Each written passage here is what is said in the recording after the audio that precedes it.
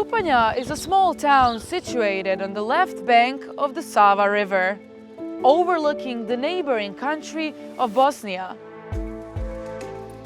Cherishing their tradition of historical border guards and offering its visitors the most excellent dry meat products and having a long tradition of football. But how come that 140 years ago the first football in Croatia arrived here? Why did the English entrepreneurs visit this sleepy town at the end of the 19th century? Let's find out in the local town museum.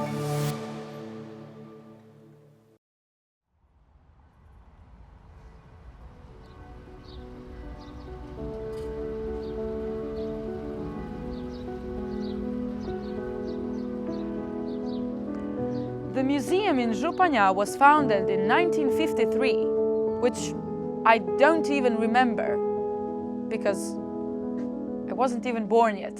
So why did the English come to Županje? Well, they came to Županje because of oak trees, which they needed to produce tannin. Tannin was used in chemical industry, in leather industry, in clothes industry, and there were a lot of big and thick trees and forests near Županje, Spačva, and potentially full of tannin. And how did they hear about those oaks having tannin inside them? Did they read about it in English libraries or did they see it on television? Television. Well, I don't think that they watched television, even in London, because it was the 19th century. They heard it from other business people. They heard from it in newspapers, on radio, and it was a well-known fact that, that in that time the military zone of Austrian-Hungary Empire, the Vojna Krajina, was abolished and available for exploitation. How long did it take the English owners to build the tannin factory? It took them several years, from 1880, when they started buying land and obtaining permissions, and until 1883, when they have finished building. And why did they build it on the river bank? Well, the position of the river is really big. Did they choose the river Sava because it is often foggy to feel at home, like in London? No, it doesn't matter at all. The river is important because it enables different materials to be transported to the site or from the site. I still think it's because of the fog. My producers wanted me to speak with Miss Lermar, the grammar school teacher whose students are exploring tannin as a chemical substance in their chemistry classes this month. If I put it on my face, will my tan get better? Sam tanin, odnosno taninske kiseline, imaju baktericidno djelovanje i fungicidno djelovanje. Stoga ako bi vi to stavili na vašu kožu, a imate problema sa gljivicama ili bakterijama, to bi čak bilo dobro za vašu kožu. They used tannin to produce leather clothes. Did everyone wear leather clothes at the time or just bikers? Pa nisu svi nosili tada kožnu odjeću. Nosili su kožnu odjeću oni koji su se mogli priuštiti, nešto slično kao i danas. Uostalom ne nose ni samo bajkeri danas kožnu odjeću. Does Louis Vuitton use tannin for his leather bags today? To biste trebali pitati Louis Vuittona, jer koristi to. Ali danas se pokušava smanjiti utjecaj taninske industrije, jer tanini uz sve svoje pogodnosti uvelike zagađuju okoliš, jer je vrlo teško ukloniti zaostatke taninske u vodi i stoga kada oni dođu u vodu zagađuju okoliš. Do your students use real animals in your chemistry experiments with tannin?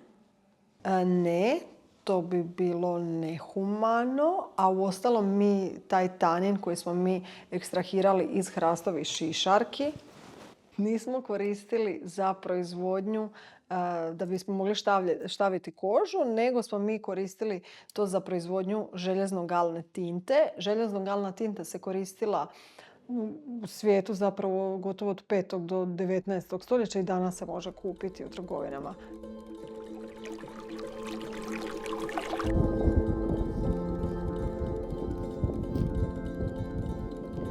The tannin factory closed down in 1936 after the tannin from oak stopped being popular amongst clothes producers.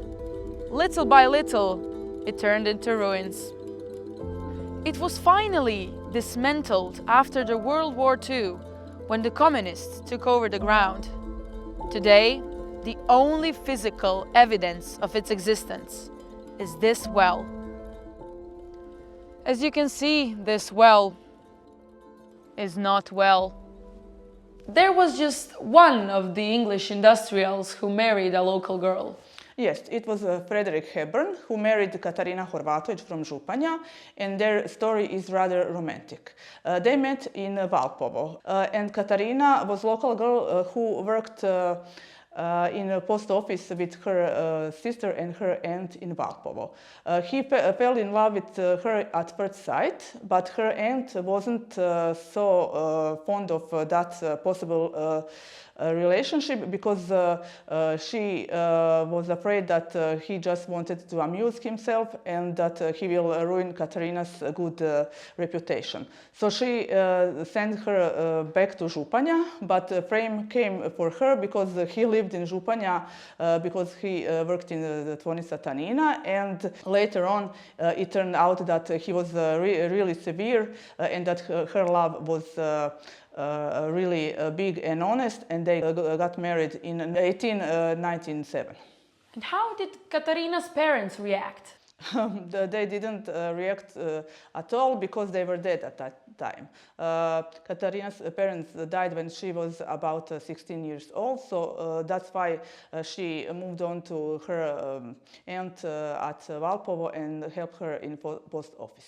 Can we say that Katarina was a gold digger? A gold digger? No. I'm certain that it wasn't the fact. I'm certain that their love was honest, rare at that time, but really honest because their life from that day to their death showed that they were really respected in their communities, both Županjas and English. The biggest change of everyday life can be traced in the life of Katarina Horvatović, local girl married to one of the factory owners in the 1893. The building is a secondary school today, but it was originally built in the 1880s by the English. When did Katarina move to the house? After their wedding in 1893. And did she have a lot of servants? Actually, yes. The Hepburns had a cook, male and female servants, and a child. Like in You Rang, My Lord. And the unusual thing was that Kate helped in household chores. She trimmed the flowers, fed the chicken, sometimes cooked, although she was advised not to. Who was she advised by? She had a so-called governess from Vienna who joined her in Županja to teach her how to become a lady. This woman was called Sofia, and she lived with the Hepburns for the rest of her life. By marrying Fred, Katarina became one of the most prominent figures in Županja. Hepburns hosted other rich and honored couples from that town at that time. Their servants prepared typical English meals at tea time because Katarina wanted to make Fred feel at home. Local people didn't grow envy towards her. They started to call her Šokačka lady. And that's exactly what she combined in her personality. The role of a rural hostess with the role of a refined lady. Which language did Katarina and Fred use in their everyday communication? Well, Katarina was a multilingual person. She learned to speak English, German, and French besides her mother tongue, Croatian. And Fred spoke probably a bit of French. He spoke German, and I think that they usually spoke in German or English. I don't think that Fred ever really learned to speak good Croatian. Of all the sports, English industrialists in Županja liked playing football the most. On most days, when the shifts for factory workers ended, the English would rush to the playground and started chasing a brown leather ball. Local young men began to join the English in the game. This means that on this grass field that I'm standing on right now, the first football matches in Croatia were played. How did the English change the life of people here in Županja? What would be different if they built the factory somewhere else? Let's ask the students of grammar school who have been working on this topic for months. Englezi su osim nogometa u Županju donijeli razne druge sportove, koje su onda isprobali članovi bogatih građanskih obitelji, kao što su tenis, polo, mačevanje i sl. Da Englezi nisu živjeli u Županji, mi možda dugo ne bismo čuli za ovaj sport. The richer families in Županja enjoyed an urban-style modern life because of the English influence, which included listening to the radio, listening to the gramophone, playing the billiards, drinking tea in the afternoon, etc. While the factory was open, the area around was lighted by public lights. So it is the earlier example of public lighting system in Croatia. Da nije bilo Engleza, mi ne bismo prvi u Hrvatskoj igrali nogomet, pa tako ne bismo održali tu dugačku tradiciju u gradu. The Heberns were among the first car owners in Županja, so their modern car with their private driver probably looked fascinating to local people. It added to the urban atmosphere of the town. Tvornica Tannina je u ono doba privlačila mnoge brojne ličnosti da dođu u Županju, poput Strossmayera te Kujena Hederoja, te mnoge brojne biznismene, industrijalce te trgovce. Zapravo, novinski članci iz onoga doba pokazuju nam kako je Županja bila vrlo poznata po svojoj tvornici. The first modern fire brigade was founded by the factory owners because of the frequent fires in the factory complex. The factory attracted a lot of new families to move to Županja. It needed about 600 workers at one time. Not many people would have worked in the factory, so a lot of people might have moved away somewhere else. So Županja would probably stay a village with around 2,000 inhabitants.